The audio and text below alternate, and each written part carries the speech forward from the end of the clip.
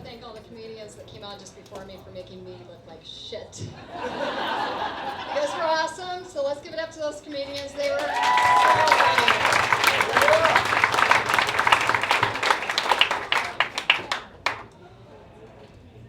Okay, so first, what I want to tell you guys is I need everybody to know what it feels like to be up on the stage.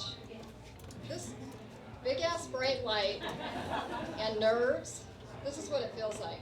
I feel like every one of you has a headlamp on and you're watching me get a pap smear. That's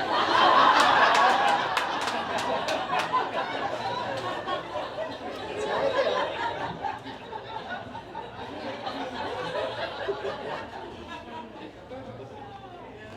feel. Okay, and I gotta tell you, I know what you're all thinking, but I gotta tell you, these babies are real.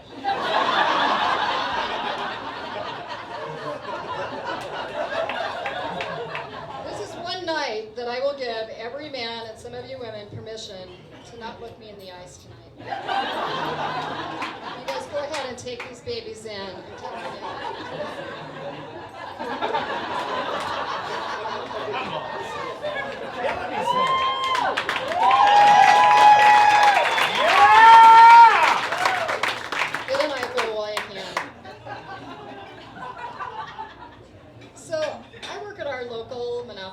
Hospital. And, so I'm one of those rare lesbians that has seen over 10,000 penises. And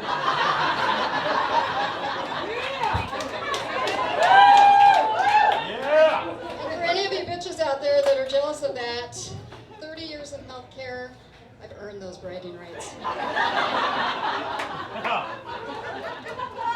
So, one of the things that I found in working in healthcare is it's really bizarre whenever you really think about the differences between men and women, because there's so many differences. I mean, like how men will, or women will be like, hello, my eyes are up here, and men are like, hello, my crotch is down here.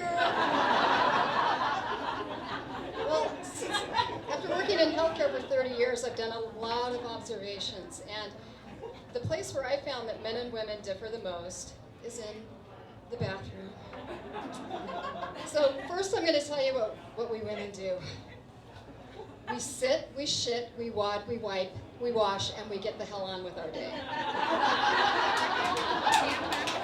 We do. This is what men do. And this is going to be, I'm sorry, I got to break this open. Some of the men in here are going to be like, fuck.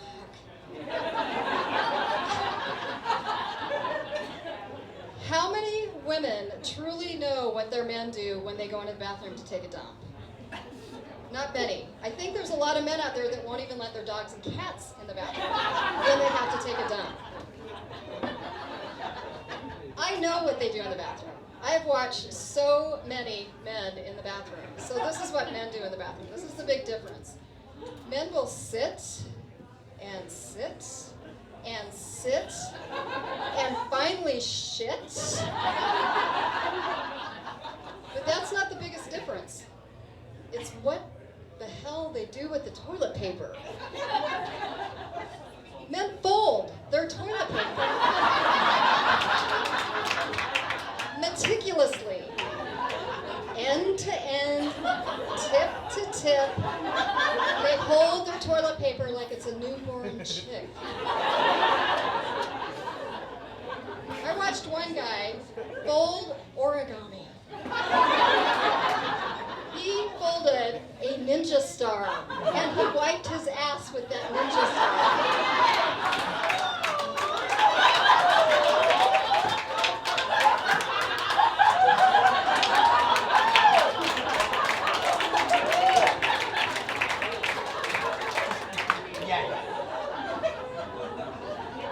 So I come back 5 minutes later, and he's still sitting on the toilet. Only this time he's ready to wipe his ass with a swan.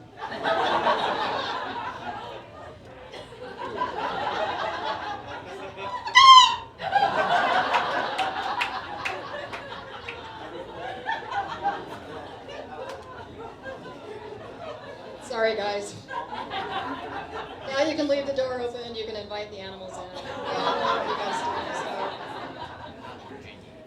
Okay. question I have. Why do Richards out there insist on being called Dick? Why?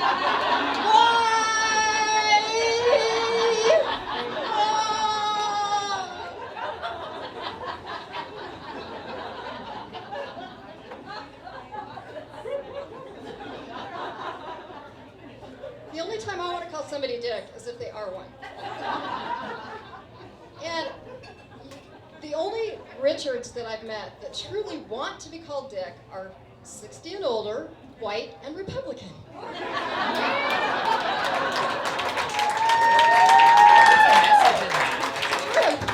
Yeah! Have you ever met a 12-year-old black guy named Dick? No?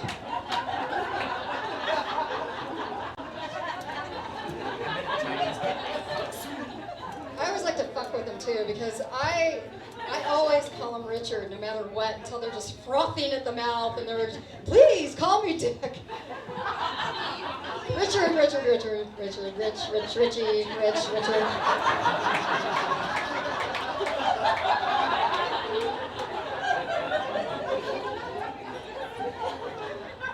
I'm just waiting for the day to meet an old woman that says, hello, sweetie. My name's Virginia.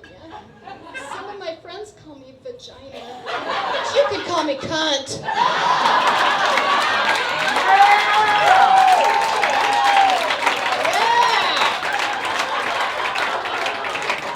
And you know she's going to be a liberal Democrat.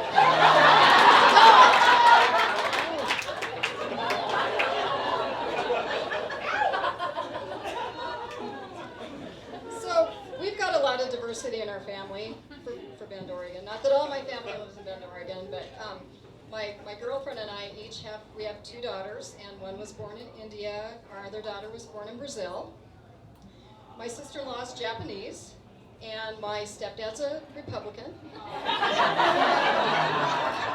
my brother-in-law's a redneck. Which I was so hoping that he would come tonight, because this is one of my favorite parts of the show. So I get a call from my brother-in-law the other day, and he said, Dana, I want you to give me some tips on oral sex.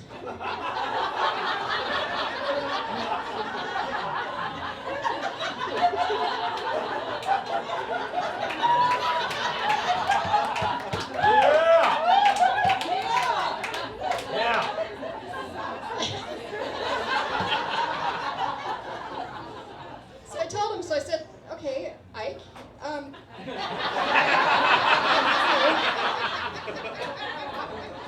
said, Ike, I want you to take a little pearl and I want you to put it inside of your mouth and I want you to roll it inside your mouth with the tip of your tongue. And he was quiet for a minute and he goes, well, I don't have a pearl, all I got are Brussels sprouts.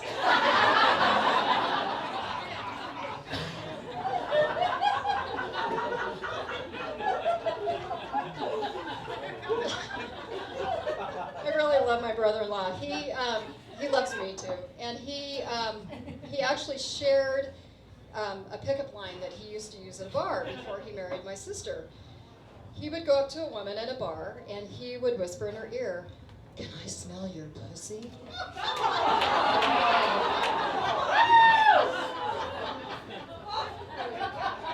If she yelled at him or hit him, then he'd stand back and he'd go, "Well, then it must be your feet."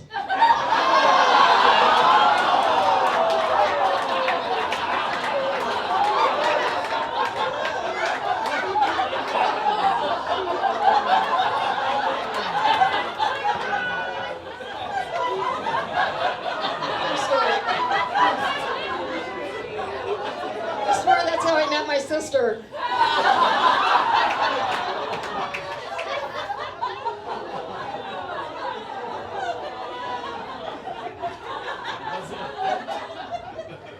So rednecks, you gotta love them. I mean, how many of you have ever really listened to a redneck whenever he's talked about his ideal woman?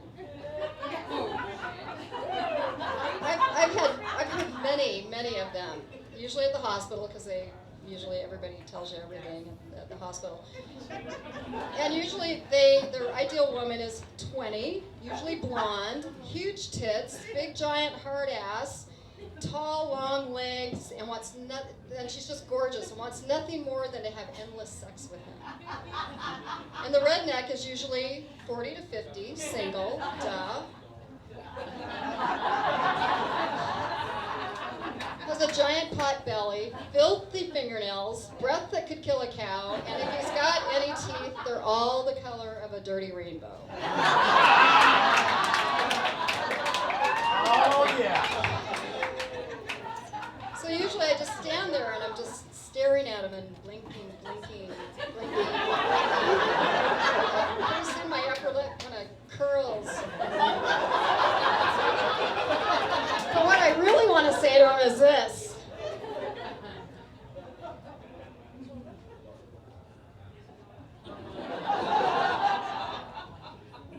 I'll tell you where you find a woman like that, Hubba Billy Bob. You just go to Ancestry.com. That's right, Ancestry.com.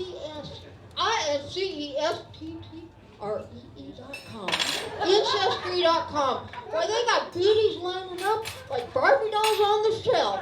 And they got one just great for you. That's guaranteed to hang on you like your first cousin. All you need to do is just turn your baseball cap around and she'll give you the left inch of your life.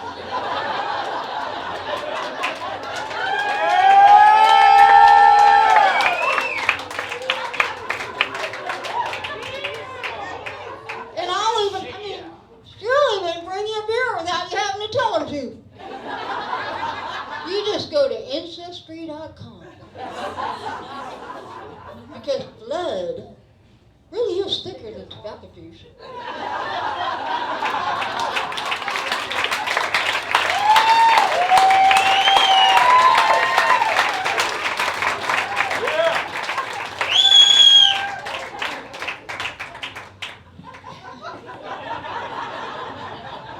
So glad I didn't swallow those.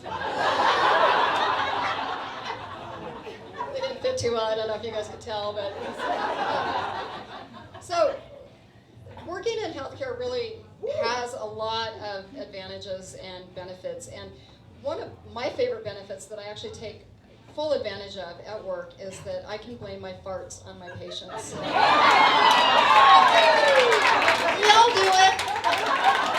I know you do.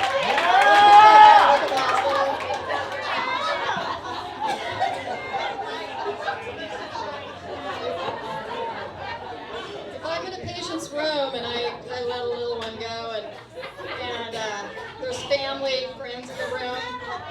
I always look at the family and I'll say, I think he's a little incontinent.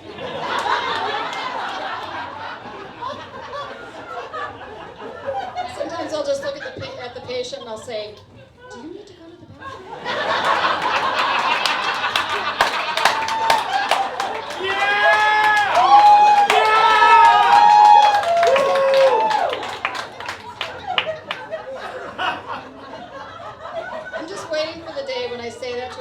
Do you need to go to the bathroom?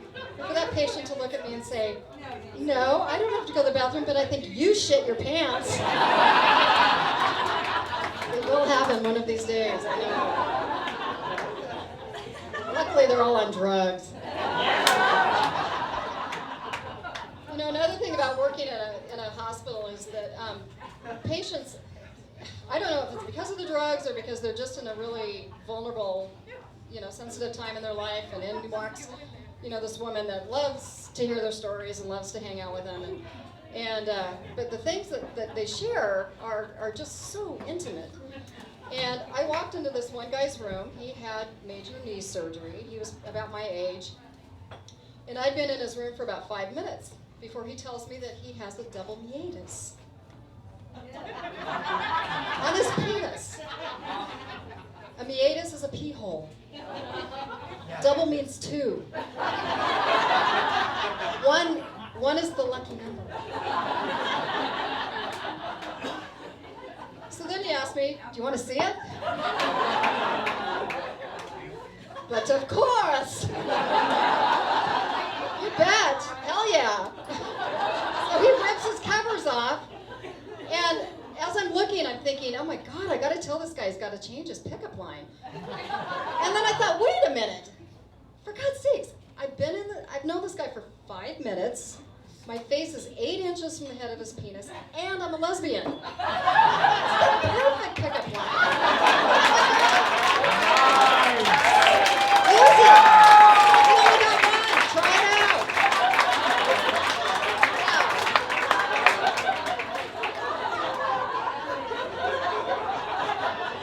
Yeah. Another true story. Yeah. There's a guy with a double meatus. So do we have any parents out there? Yeah.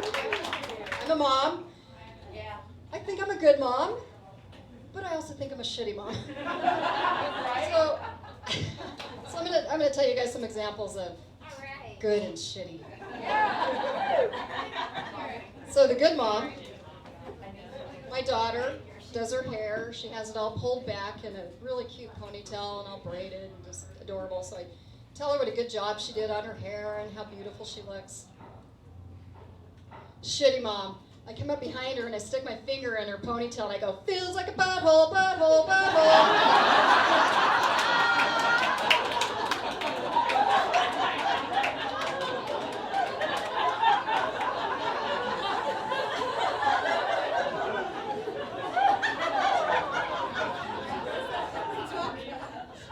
So, good mom.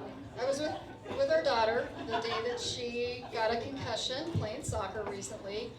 And they ended up calling in the paramedics, and she was laying there on the stretcher, and she was crying, and they had her all strapped down and a cervical collar on her, and I was soothing her and holding her hand and, telling her everything was going to be okay, and we loved her. And the paramedics there told me, since she probably does have a concussion, she's going to have to lay low for quite a while.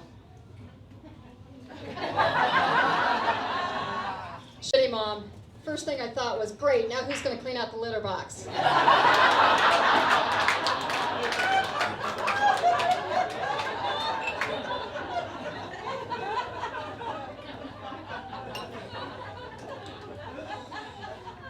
So, good mom. My neighbors are here, and I took my daughters over to their house for a pole pedal paddle party. And while I was there, I was telling one of my work stories about this 500-pound man that I had to help out of bed. And as he got out of bed and he was standing up, he started howling because his 40-pound testicle sack was pinched behind his thighs. So all of a sudden it became my job to get down and push that nutsack through those fat, tight thighs.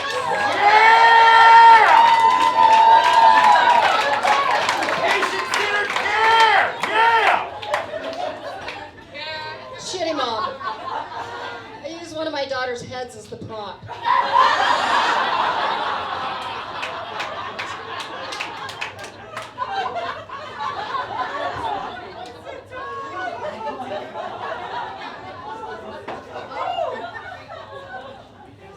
Good mom. I'm kind of giving my daughters advice, and I'm telling them about, it's going to be really important, for girls to watch out for each other. If you see, somebody's bra strap is showing, or their tag of their shirt is sticking out, or if their pad has leaked a little bit on their pants, or they've got a booger or food in their teeth, or something like that.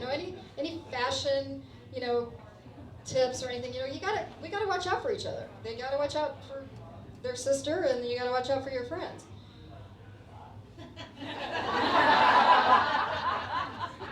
Shitty mom. I taught our daughters the emergency sign for Team Camel Toe.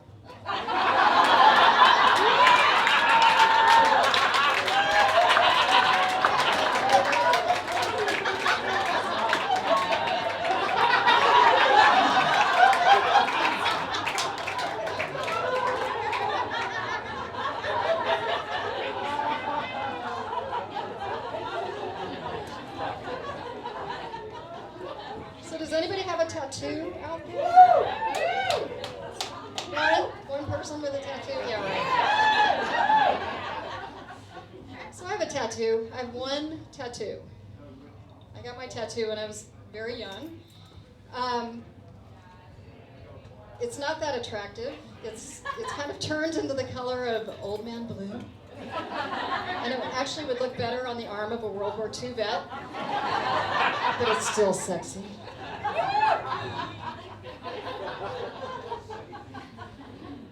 So when I got my tattoo, and I bet you guys have never met anybody that got a seagull on their hip. I got a seagull. I got a seagull right here. But as I got older and I started maturing, use that word loosely, I decided that it looked more like a hawk. So my tattoo's a hawk. So I was talking to a friend of mine, we were talking about tattoos, and she said, Dana, she goes, since you're a lesbian, she goes, it's not a hawk, she goes, it's a bush tit. I was like, a bush tit? I'd never heard of a bush tit. So, of course, I go home and I Googled bush tit. And sure enough, there is a bush tit, and it is this lively songbird that loves to hang out with other lively songbirds like warblers and chickadees and transvestites. And yeah, it's a bush tit.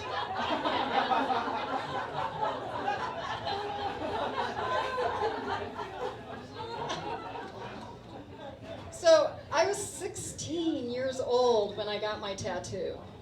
16.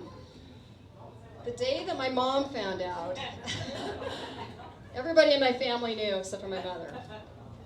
So I'm laying in the bathtub and I go, Mom? And she goes, what did you do now? And I go, well, there's something I got to show you. And I kind of rolled over. And I have never, to this day, never seen this expression on my mom's face.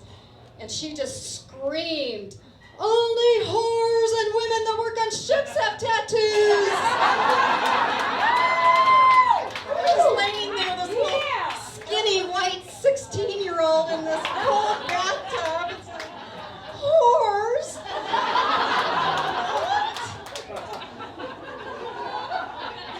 Yeah. So for all you bitches out there with tattoos, arr!